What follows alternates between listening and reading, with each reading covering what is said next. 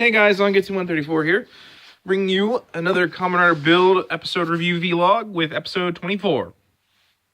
In this episode, we finally see the Hokuto Rider team and the Toto team up as they have to fight an even bigger threat, the threat of the Sato the Hell Bros, and of course their newest Kamen Rider Rogue, who is in actuality Gentoku Himura.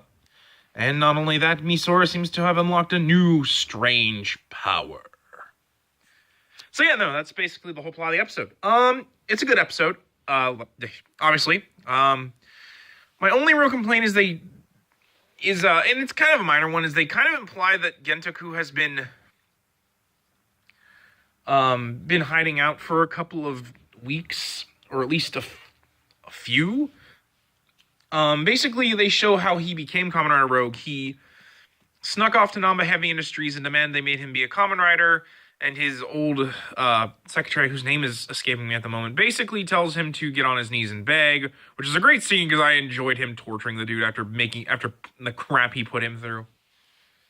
And then eventually chaining him up and not make him a Kamen Rider until Bloodstock comes along and basically forces him to raise his hazard level. Which is a great scene because it shows how much torture he was put through in order to change his mindset to power up his hazard level, which is what I really liked. I really liked that he basically had to stop being obsessed with petty revenge and become a dark monster in order to have the strength to finally take control of all three kingdoms so that he can one day bring Japan back to its original glory.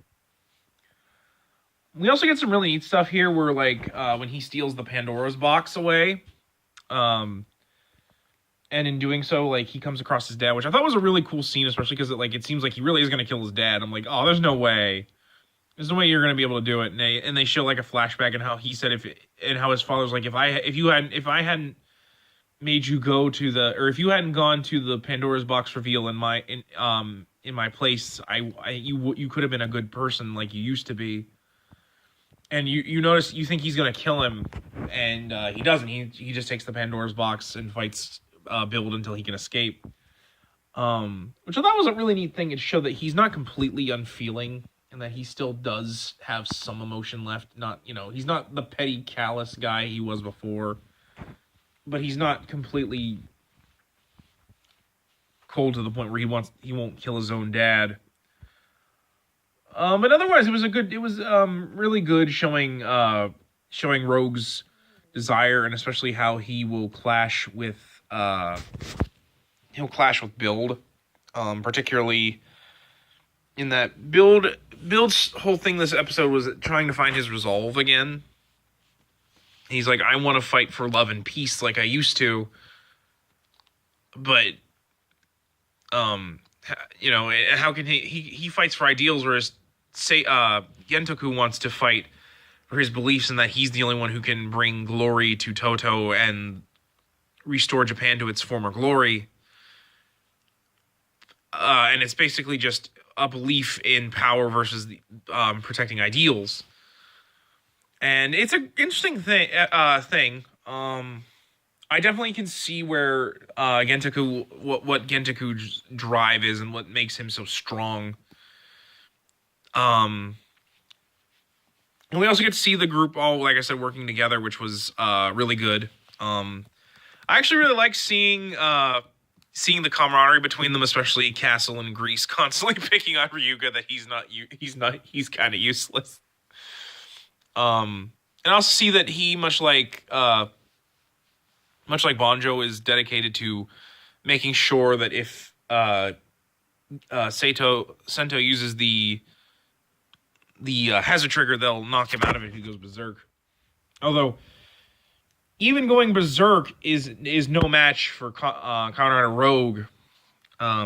Just with purely how much power he puts out, it's nothing.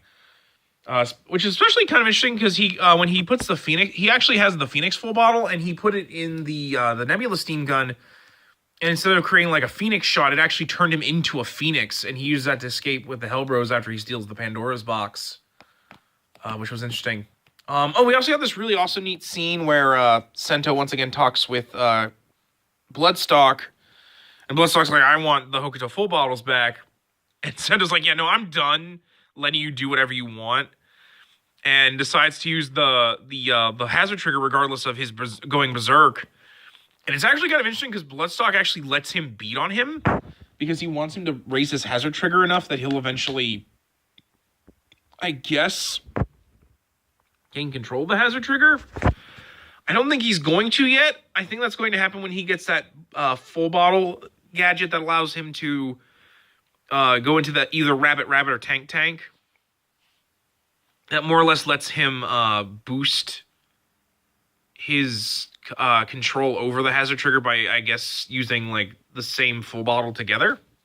Which is weird because I figured that would mean that like regular Cross Z could use the hazard trigger like that, since Cross Dragon and the Dragon full bottle is supposed to be like the same full bottle together, which gives him enough power to get a Kamen Rider form. So you think he could use the hazard trigger using that really well without going berserk, but we'll see how that works. And that was where we got to see Grease actually really work together with Build and Cross, and he'll be living with them from now on inside the the cafe, which was adorable, especially when he sees Miton and like he gets into a fight with Banjo and she asks him not to fight. And then he pulls out his pillow for where they'll be sleeping, and it's got Miton on it. I'm like, which is hilarious. It's not like one of those full body pillows you see, like the one where like the girl's like all cute, and then the other's the girl's all like sexual on the one side. You know the anime character pillows. It's just like a pillow with her face on it, which I thought was really cute. And speaking of Misora, she gets a lot of stuff. We get set up for what I think. For more of the mysteries with Misora, particularly in the fact that her wristband once again does something and it makes her fall unconscious for most of the episode until she wakes up and seemingly goes to where the battle is between the Riders and Sato's forces, and then she just stands there, and when she opens her eyes, they're green. From what I saw some new stuff on Kamen Rider that apparently that's a setup for like this new voice actress to come that I'm guessing will be like a second voice in her head with this new power she's unlocked. I'm assuming it's also going to be what will be used to help Sento master the hazard trigger. We'll see. But otherwise, this is a pretty good episode. It's mostly just set up for, once more, set up for the kind of battles we'll be seeing with the regular Riders and Sato's forces, and basically just a bit of backstory for how Gentaku got his new form. Like I said, I actually really like this episode. My only nitpick is the fact that Gentaku basically just... Gentaku's backstory seems to be a lot longer than what it actually was, because remember, it was only really a couple episodes between him disappearing and the final battle between Hokuto and Toto. So it kind of feels like he really shouldn't have gotten to be Rogue that fast, but it's one of those things where you just kind of have to accept that time moves a little bit slower in this show. I mean, granted, there was a week in between the final fight, between getting the hazard trigger and the final fight with the hazard trigger, but it still seems kind of like a not very big window. Actually, no, he disappeared in the same episode that Sento went to go stop the invasion of Hokuto. So, I feel like that was a little rushed. I know a lot of people will complain about how the fact that Kamen Rider Rogue basically made the hazard trigger which was supposed to be like, this important weapon, or this important power-up that, was wrecking people left and right, and it's pretty much made kind of useless.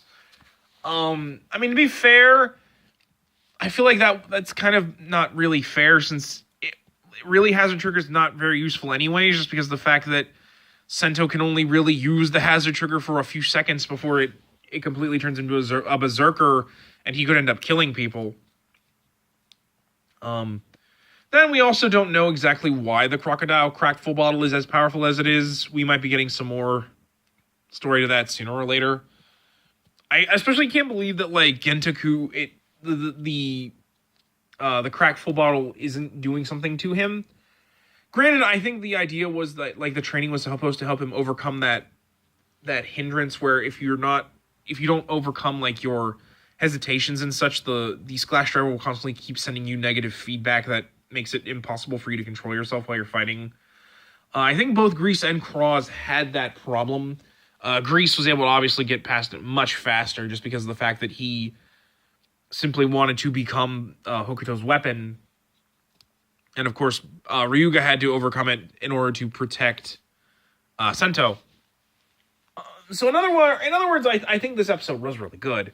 And it's just minor nitpicks with story stuff. This happens with Kamen Rider from time to time, is that they kind of have to rush things just because they only have so many episodes they can work with. And I'm sure this show only has like so much of a budget. Especially when we have so few monster attacks that...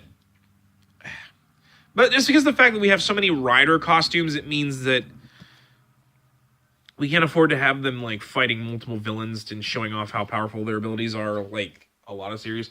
I do kind of hope that maybe after this episode we could get, or this series, we get maybe a series with less Kamen Riders and more about like a couple of Kamen Riders fighting monsters. I've kind of missed that since Gaim. And don't get me wrong, I love Gaim, and I've loved a lot of the shows that have come after. I just feel frustrated in that we get so many riders anymore that it seems like they can't put more money on having them fight monsters. But you know, I mean, and don't get me wrong, I've loved this show. I can just see the forest for the trees sometimes. But anyway, guys, that's gonna be it for today. I know it's another short episode, but like I said, the episode's really good, but it clearly only wants to do like a couple story points, and it wanted to have a lot of fights to show off Rogue. That happens with new riders. They like to have like slightly less plot so they can show off the suit and the new weapons and such. But anyway, guys, I think that's going to be it. I think next week's episode is going to be a lot heavier, especially because we're going to, I think, finally get some more answers to what exactly Misora is and why she has the powers that she does. But anyway, guys, I'm going to stop it there, and I will see you guys next week. So once again, this is Zangetsu 134, signing off. Take care.